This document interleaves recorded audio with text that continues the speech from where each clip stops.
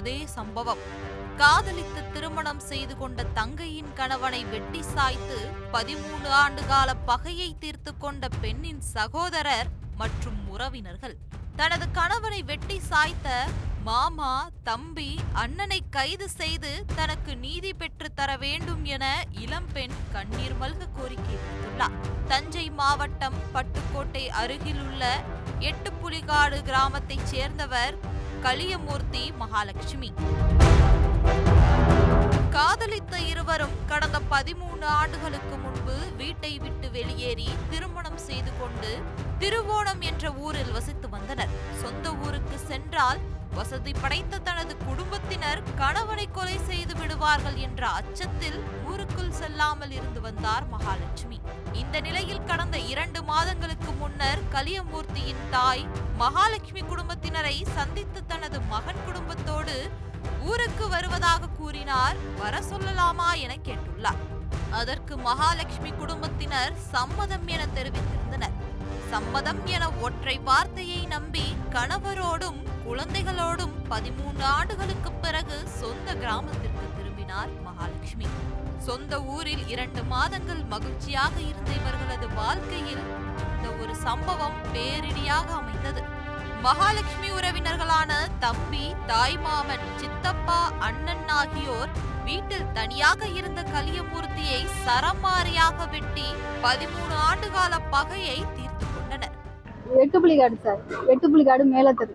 அங்கே நாங்கள் 13 வருஷம் ஆகுது சார். நானும் எங்கள் வீட்டுக்காரன் கல்யாணம் பண்ணிட்டு போய் அங்கே திருவோணத்துக்கு அது வரைக்கும் நாங்கள் ஊருக்கு வரல சார். திருவோணம் மேட்டுப்பட்டியில் தான் சார் நாங்கள் இருந்தோம். அங்கே பிரச்சனை ஆயிடுச்சு சார். எங்கள் மாமா வீட்டு இடத்துல இருந்ததுனால அவங்க மாமா வந்து நான் இந்த இடத்துல இருக்க போகிறேன், நீங்கள் போயிருங்க அப்படின்னு வந்து சொன்னதுனால தான் சார் நாங்கள் ஊருக்கு வரும்போது அவங்கள்ட்ட கேட்டோம் சார். போலீஸ் ஸ்டேஷனில் போய் கேட்டோம்.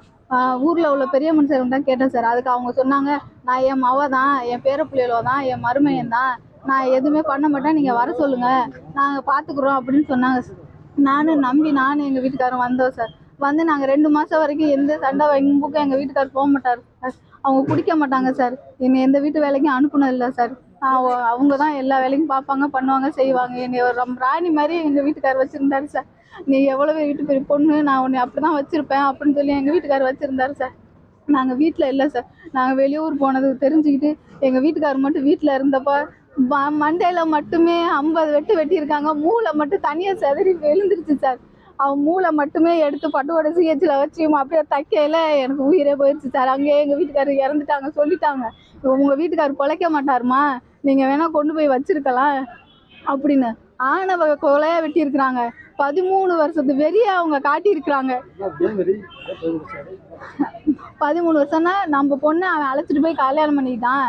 இல்லாதவன் தானே, அவனுக்கு கேட்க பார்க்க யார் ஆளு? யாரும் இல்லை. வெட்டி போட்டால் யார் கேட்பா? வெட்டி தூக்கி ஆற்று வாய்க்காலில் வீசிட்டு யார் கேட்பா?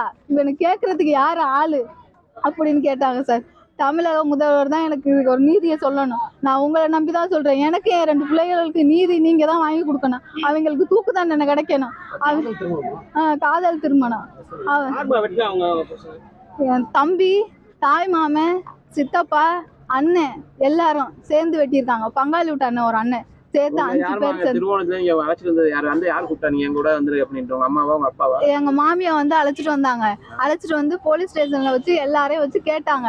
அவங்க ஊருக்கு வரலாமா, பண்ணலாமா, என்ன நீங்க சொல்லுங்க, நான் அழைச்சிட்டு வரேன் என் பிள்ளைய அப்படின்னு எங்க மாமியா கேட்டதுக்கு அவங்க சொன்னாங்க, நீங்க அழைச்சிட்டு வாங்க, உங்களுக்கு மட்டுமா மருமையன், உங்களுக்கு மட்டுமா மருமவ, உங்களுக்கு மட்டுமா மையன், எனக்கும் தான், நீங்க அழைச்சிட்டு வாங்க அப்படின்னு சொல்லிட்டு 2 மாசமா அவங்க எங்கிட்ட நடமாடட்டும், பண்ணட்டும், செய்யட்டும், அதுக்கப்புறம் நம்ம வெட்டுவோம்னு நினச்சிட்டு 13 வருஷத்து வெறிய அவ்வளோ பெரிய அருவா அடிக்கிறதுக்கு மட்டுமே 1 மாதம் ஆயிருக்குது.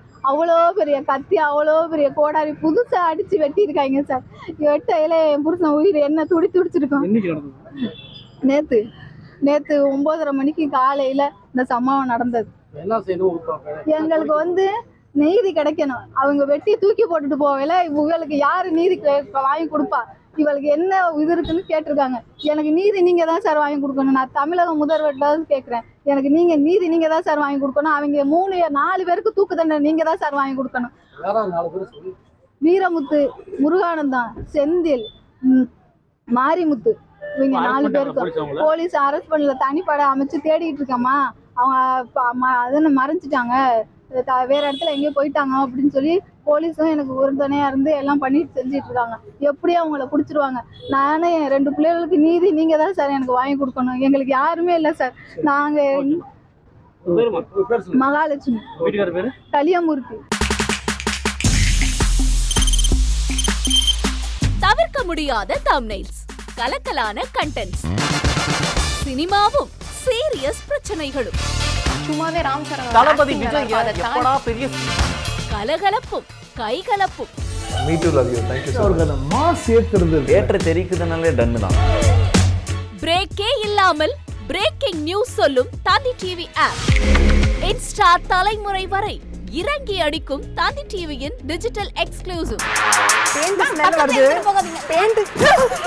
பாடி காமிச்சிட்டீங்க. அது அதை விட மோசம். இல்ல பாடி காமிச்சிட்டீங்கன்னா அது இன்னும் வெரி பேட். தந்தி டிவி ஆப்பை இலவசமா டவுன்லோட் செய்யுங்க.